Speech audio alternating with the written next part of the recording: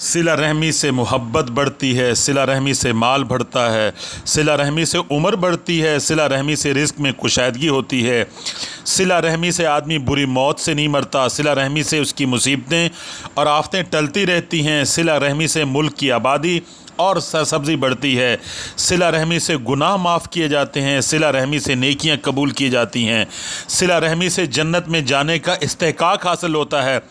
सिला रहमी करने से अल्लाह ताला से अपना रिश्ता जोड़ता है। जिस कौम में सिला रहमी करने वाले होते हैं उस कौम पर अल्लाह की रहमत नाजिल होती है।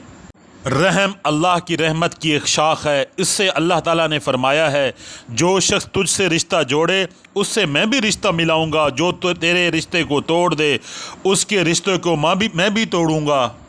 अल्लाह ताला दिल की नेक तमन्नाओं को पूरा करते हैं। अल्लाह ताला बंदे की परेशानियों का अजाला फरमाते हैं। कोई भी मुसीबत में फंस जाए अल्लाह ताला उसमें से रास्ता निकाल देते हैं। अल्लाह ताला दुनिया की परेशानियों से महफूज फरमाते हैं। परेशानियां आती हैं और गुज़र जाती हैं, बेचैनी का सबब नहीं बनती, बल्कि अल्लाह ताला पर खुलूस ज़िंदगी अता फरमा देते हैं। अल्लाह ताला बुलाएं टाल देते हैं। अल्लाह ताला फ़रिश्तों के ज़रिए से बंदे की मदद फरमाते हैं। अल्लाह ताला दुनिया में मुरातिब बुलंद फरमा देते हैं। अल्लाह ताला इंसान को बीमारियों से भी शिफा अता फरमा देते हैं। अल्लाह ताला दिल को इत्मीनान दे देते हैं। अगर कोई ज़ाहिरी परेशानी होती भी है तो वो ज़ाहिर पर होती है, दिल में नहीं होती। इंसान की नेकी का फ़ायदा उसकी औलाद तक पहुंचता रहता है। अल्लाह ताला गैबी बिशारतें अता फरमाते हैं।